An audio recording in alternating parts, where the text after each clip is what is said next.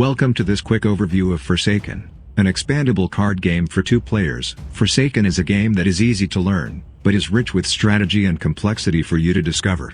In this apocalyptic wasteland, ruled by magic, you'll play as a survivor trying to defeat all who stand in your way. Your goal is to claim dominion over the 3 kingdoms, the last remaining civilization, and the epicenter of where the gods first touched down.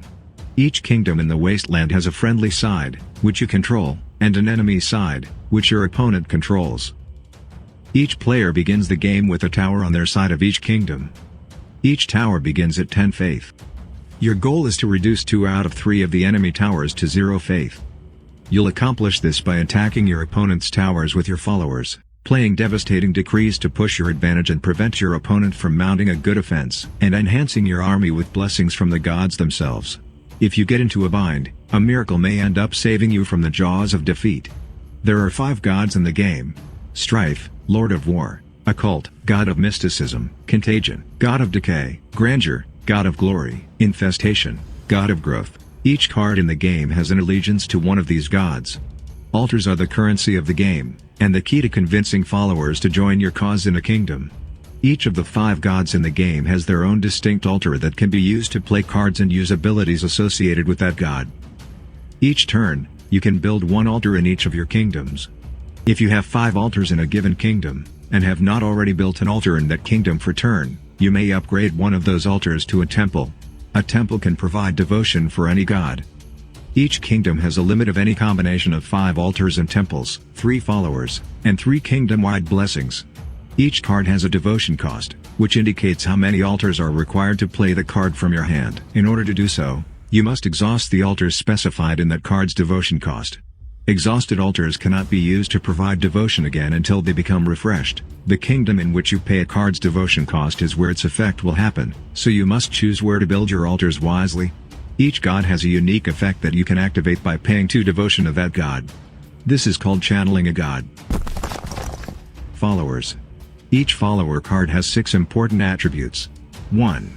Card name. 2. Devotion cost. 3. Follower type. 4. Card ability. 5. Zeal. 6. Faith. Followers enter play from your hand refreshed. But they cannot attack or bow on the same turn in which they entered a kingdom. Followers can be attacked by enemy followers on the same turn they enter a kingdom as long as they're refreshed. Zeal and faith.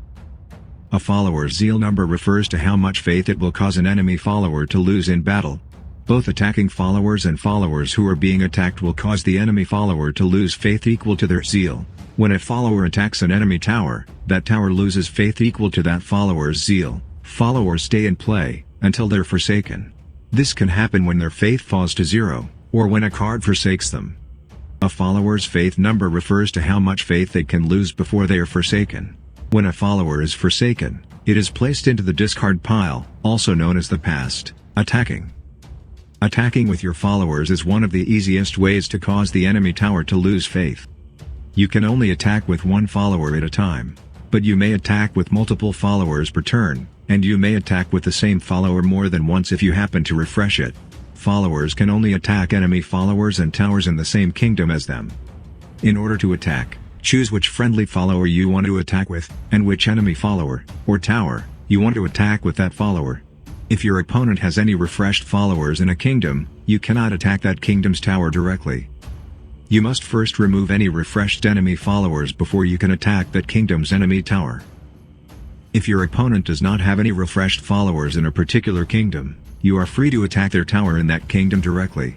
When you attack an enemy follower with a friendly follower, each of those followers lose faith equal to the other follower's zeal. When you attack an enemy tower, that tower loses faith equal to your attacking follower's zeal. Attacking causes your follower to become exhausted.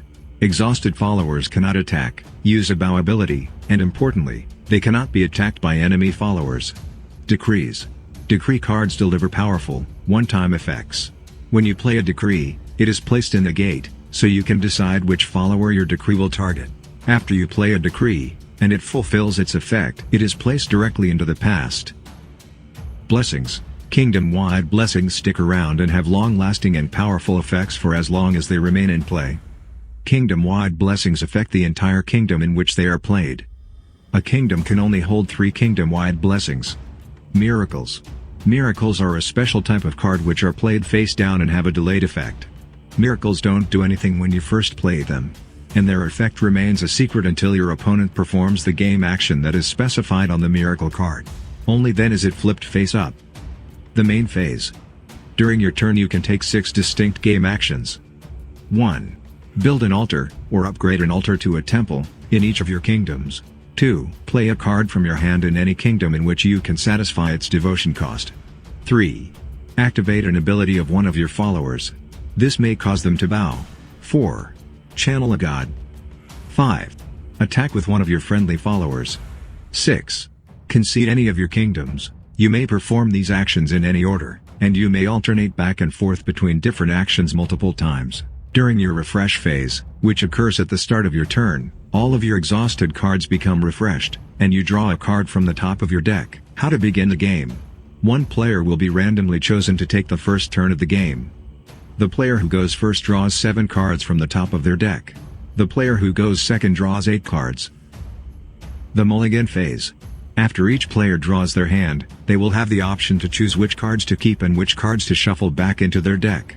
The cards you choose will be replaced by fresh cards from the top of your deck. After each player mulligans, the game begins. The player who goes first begins the game as the active player. The player who goes second is the inactive player.